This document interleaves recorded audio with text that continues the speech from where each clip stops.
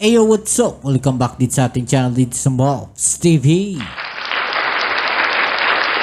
Alright, so tayo nagbabalik ulit mga kababayan at ngayon ay gagawa natin ang reaksyon at ating pag-uusapan mga kababayan. Etong di umano'y hindi po kasama etong si Attorney Harry Roque no, sa defense team ni FPRRD mga kababayan.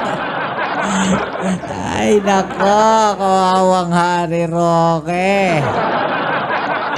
Imagine ninyo yun, no? Mag-a-apply daw siya, no? Para maging isa sa mga abogado ni FPRRD para maidepensa niya dahil ICC attorney nga daw po siya. Pero hindi po siya ngayon kasama, no? Sa magdidepensa kay FPRRD. Bakit kaya? Wala bang tiwala sa kanya ang dating Pangulong Duterte at ang ating Vice President Inday Sara Duterte? Kawawa naman tong si Harry Roque, no? Pilit niyang sinusuksok yung kanyang sarili, mga kababayan, no? Para lang mapatunayan yung kanyang pagiging loyal, no? Dito nga po sa dating Pangulong Duterte. Pero in the end, hindi siya kasama. Alright, so alamin natin yung balita na yan mga kababayan. Pero syempre bago ang lahat, please don't forget to subscribe, like, share, at comment dyan sa comment section. Okay, so panoorin nyo muna yung balita, yung ating video, yung ating reaction video bago kayo magkomento, okay? Alright, so huwag na natin patagalin mga kababayan, no? Kayo, ano masasabi ninyo sa ginagawa na to ni Attorney Harry Roque, no? Na parang tila pilit niyang sinisiksik yung kanyang sarili, no? Dito sa ICC na maging abogado ng dating Pangulong Duterte, no? May gusto ba siyang patunayan? No? Tapos bigla siyang nilaglag, no, bilang abogado.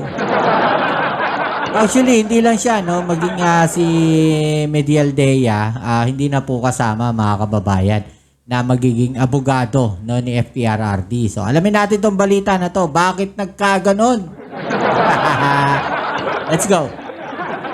Hindi na po magiging bahagi ng legal team ni dating Pangulong Rodrigo Duterte, sina dating Executive Secretary Salvador Medialdea at ang dating presidential spokesperson na si Attorney Harry Roque. Nako, kawawa naman. VP Sara Medialdea Roque hindi nakasama sa defense team ni FPRRD sa ICC, no? Foreigner in, Roque out. Dahil nga sinasabi mga kababayan na iba na lang daw po ang kukuning abogado, yung mas may experience at mas nakakaalam. No, samantalang si Roque, sinusuksok niya yung kanyang sarili. Ay nako, umuwi ka na lang dito, Harry Roque, harapin mo yung mga kaso mo. Diyan tanong, paano ka nakapunta dyan sa Netherlands? Diba? Paano siya nakapunta sa Netherlands?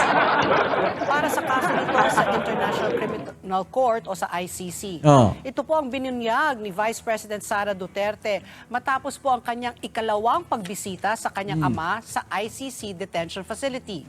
Ipinaliwanag po ni VP Sara na pangungunahan ng British-Israeli lawyer na si Attorney Nicholas Kaufman ang legal team ng kanyang ama. Uy, may alalay oh. Ayun oh, senador. Kailangan ka ng sambayan ng Pilipino dito sa Pilipinas. Dapat nandito ka. Anong ginagawa mo sa Netherlands? Senator Robin Padilla, imagine ninyo yun na naging alalay siya doon sa Netherlands ni VP Sara. Sayang ang mga boto ng bumoto dito kay Senator Robin Padilla, mga kababayan. Honestly ako, hindi ko binoto yan. Hindi kasi ako mahilig bumoto ng mga ng mga artista. Hindi ako mahilig bumoto ng hindi, totoo lang. Lalo na tas wala namang experience, di ba? So, kung may experience siguro, pero kung wala experience, hindi ako bumoboto ng ganyan. Kahit sa mga nasa babang tawag natin dito? Mababang pamunuan. Let's say, kahit sa barangay nga lang di ba? Tuloy natin. Pero meron pang isang abogado daw na sasama sa defense team ni Duterte. At kakausapin pa ito ni VP Sara. Aalisaan niya si Medialdea mula sa legal team kapag nabuo na ito at limitado lang po daw kasi ang slot para sa mga abogado at nais nilang mga abogadong may karanasan lamang po sa ICC ang may sasama sa team. Okay, so di ba sabi niya Attorney Harry Roque may experience siya dyan, bakit hindi siya kasama? Ito yung naging statement ni Vice President Sara Duterte. Unang-una, his team is headed by Attorney Nicholas Kaufman. Okay, so foreigner yan. And then, meron pa akong mga kakausapin ng mga lawyers. Meron pang darating na isang abogado, i-interview ko siya para sumali sa team. And then, once maayos na yung team for ICC, magwi-withdraw na si Medialdea. So, ibig sabihin, nasa team pa rin si Medialdea as of now, kahit na nasa hospital pa yan, di ba? Kasi meron lang limited na mga slots for lawyers and we want all the lawyers on board na merong ICC experience. So, kawawa naman si Harry Roque. Naichipwera. Ano tawag natin dito mga babayan? Parang gumawa pa siya ng paraan para lang makapunta ng Netherlands. Tapos, hindi rin pala siya kasama. Wawa naman si Harry Roque, iniwan sa ere bigla. Uwi ka na lang sa Pilipinas, sarapin mo yung kaso mo na lang dito. Kung ano may mga tinatanong sa'yo dito sa Pilipinas, yun na lang harapin mo dito, attorney. Diba? Kung wala ang kasalanan, harapin mo yung mga sinasampa sa yung kaso rito. Siguro mas maganda yon, diba? Mas madepensa mo yung sarili mo. No, mapatunayan mo yung sarili mo dito na wala kang hindi ka guilty, no, dun sa inaakot sa sayo, 'di ba? So, mas maganda siguro 'yon kaysa nandiyan ka ngayon sa Netherlands at humihingi ka ng political asylum diyan, 'di ba? May gumawa na niyan dati. Hindi na rin po may sasama sa legal team ng dating Pangulo, si Attorney Harry Roque, dahil sa hinaharap na komplikasyon nito sa pananatili sa the Netherlands. Kasi ayan, 'di ba? Kaya pala, gustong-gusto niya mag-apply ng asylum doon sa Netherlands para maka-escape siya dito sa Pilipinas. Parang ganun ba? At doon na lang siya sa Netherlands. No? Tignan natin. ba naghain nga? Ang tanong, maa-aprobahan ba siya? Diba? Yun yung tanong doon. Asylum. So ayon po kay VP Sara, mas gusto nilang nakatutok ang abogado sa kanilang kaso. At mas mabuti na rin anyang tutukan ni Roque ang kanyang aplikasyon para sa asylum. Ayan hindi pa kasi na-establish kung ano yung basis ng pag-stay niya dito sa Netherlands. So ibig sabihin, and we don't want complications. So ibig sabihin, walang kasiguraduhan tong si Harry Roque. At hindi rin alam kung bakit, parang gano'n, no? Parang hindi rin alam kung bakit siya nandun sa Netherlands. Ora-orada na lang, biglang sasabihin na lang na gusto ko mag-abogado kay FPRRT kasi ICC member ako. Gusto namin nakatutok talaga yung lawyers doon sa kaso, and right now, I heard applying for asylum. He publicly announced that already, so we want him to focus on his asylum and then we want our lawyers to focus on the case. So ayaw talaga nila siguro kay Harry Roque. Parang gano'n na rin yung sinabi ni VP Sara Duterte dito, no, na harapin mo muna, no, ayusin mo muna yung sarili mo bago ayusin mo muna yung buhay mo bago mo pagtanggol yung tatay ko, sabi siguro ni VP Sara. Kawawa. At una na pong sinabi ni VP Sara nung nakarang linggo na si Kaufman po ang legal counsel habang supporting lawyers lamang po sina Attorney Roque at dating ES Medialdea. So supporting lang. Pero once na meron na talagang team, no, legal team na tatayo kaya dating Pangulong Duterte, chipwera na si Harry Roque. Toinks.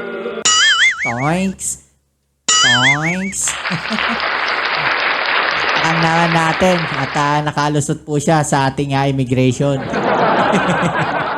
Samantala, kumpiyansa naman po ang lead counsel ng dating Pangulo na malakas ang depensa nito.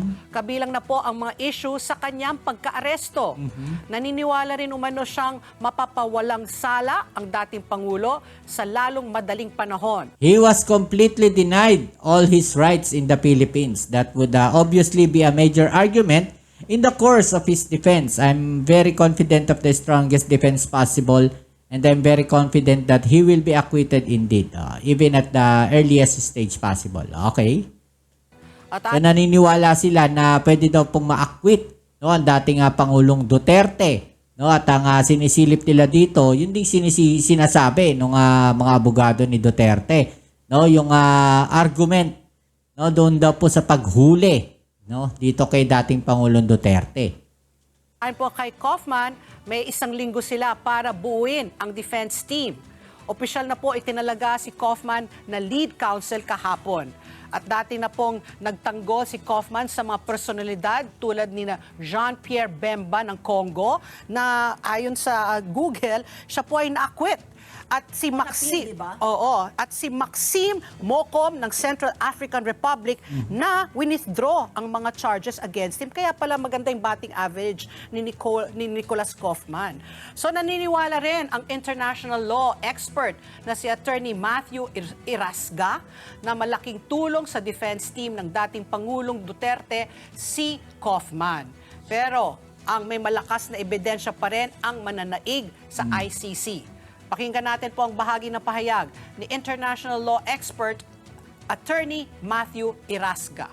Meron kang abogado na accredited ng ICC or kasama nung kanilang ICC list of lawyers and meron na ring experience na humawak ng ganitong klaseng kaso. Siyempre po, malaking tulong ito sa panig ng depensa.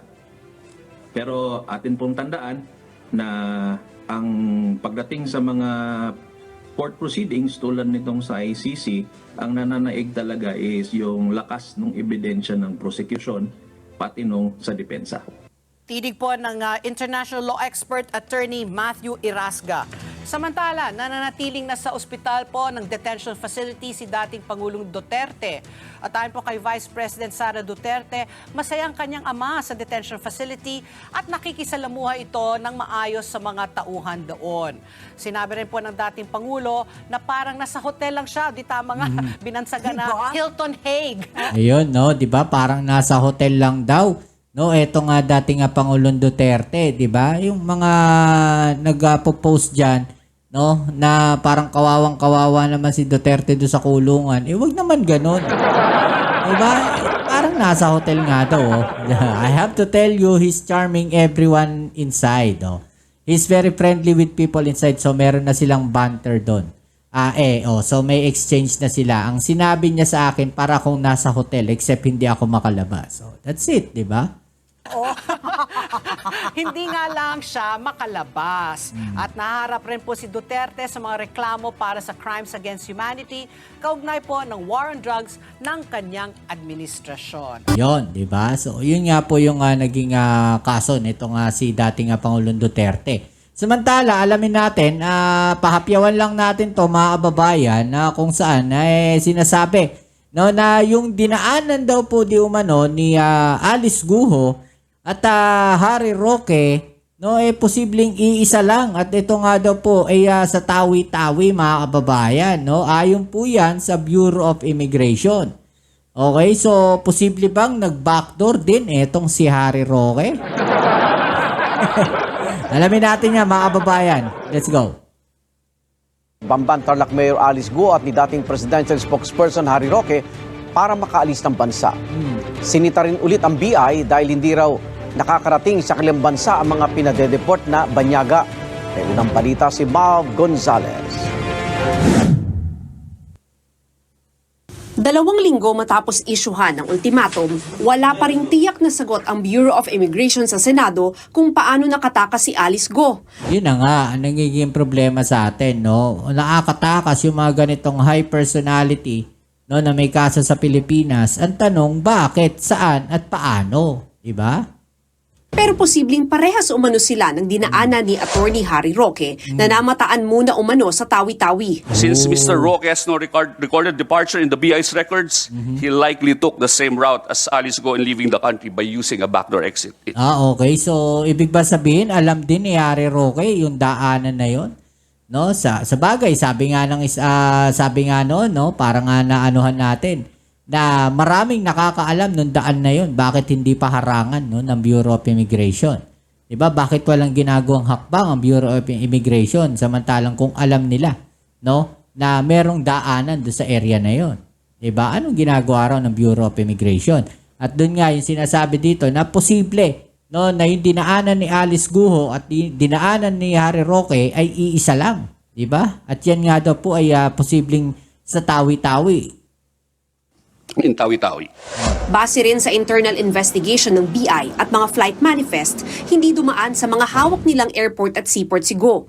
Wala rin umanong ebidensya sa ngayon na may binayaran si Go na immigration officer. We have been begging any witnesses from any official airport or seaport to come forward for 4 months now to give proof. Palawan o Walang ano dyan, walang pipiyok dyan. Siyempre, may pera na yan eh. Tsaka nakikita nila yung nangyayari ngayon, no? Pagka pumiyok ka, ihaharap ka sa hearing, kawawa ka. Diba? Kawawa ka.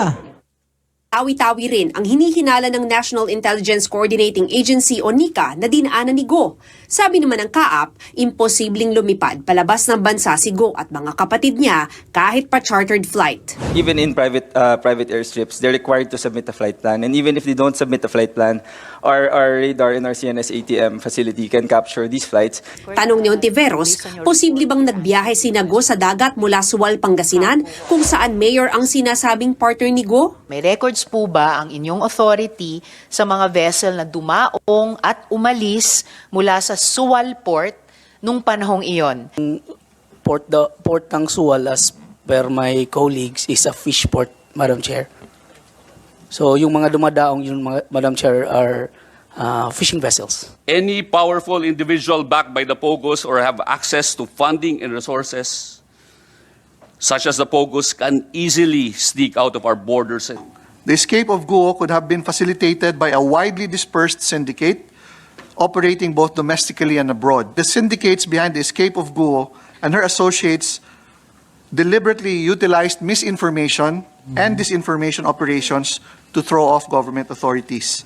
Muli ring sinita ng mga senador ang hindi pagdating sa kanilang bansa ng mga pinadeport na POGO worker tulad ng 10 Vietnamese na naglaho sa kanilang layover sa Cambodia at ilang pa China pero lumihis pa Kuala Lumpur, Malaysia ang flight. Paano napunta sa pababa? Tapos Guangzhou is pataas. Your Kuala Honor, Lumpur is pababa. Gusto natin ibalik sila sa pinanggalingan nila para doon sila malitis. Walang kumita. Inireklamo pa ng embassy nila dito. after internal investigation, we came up with those findings na wala pong may sala. Any prosecution should be evidence-based. Hindi naman po kami pwedeng mag-resort sa fishing expedition. Pero ang tumakas pero nahuli muling Korean fugitive na si Na Ik-yeon isiniwalat sa Senado na nagbayad siya sa isang Korean ng 8 milyong piso at 6 na milyong piso sa 2 Pilipino para makatakas. 저기 메인 이미그레이션 인트라무로스 그쪽에 Paul said that he was in a high position in the immigration in Intramuros. So he said that just trust me on it. And Raul was a police. 그러니까 제가 나가는 거에 대해서 도와준다고 말을 Raul and Paul said that specifically to them that if you trust us, I will bail you out from the situation. Paul at Raul, meron pong nakita kaming picture na supposedly yun, but hindi po namin empleyado. Hindi po namin kilala. Bakit sila yung naghatid doon sa dalawa? Diba? Yun yung tanong doon eh. Samantala, kinumpirma ng PAOK o Presidential Anti-Organized Crime Commission sa Senado na konektado sa POGO si Li Duanwang, ang Chinese national na nag-a-apply para maging Filipino citizen. Namataan din si Wang sa isang gusaling ni raid ng Bureau of Immigration. Ito ang unang balita. Yun no, grabe no. Unti-unti na uungkat na may konektado talaga lahat sa POGO, no? 'Di ba? Nag-uugat lahat sa POGO, mga kababayan. Yun ang malaking problema natin sa bansa. Ba, yung nagiging issue natin sa bansa, konektado sa POGO. 'Di ba? Ano masasabi niyo diyan, mga kababayan? I-comment sa ibaba ang inyong mga opinion at atin yung pag-usapan, alright? So yan, muli maraming salamat sa lahat ng mga patuloy na nakasuporta dito sa ating channel. Kita-kits tayo sa ating next video upload. Ito muli ang yung Kuya Mobs sa Mobs TV. Peace. I'm out.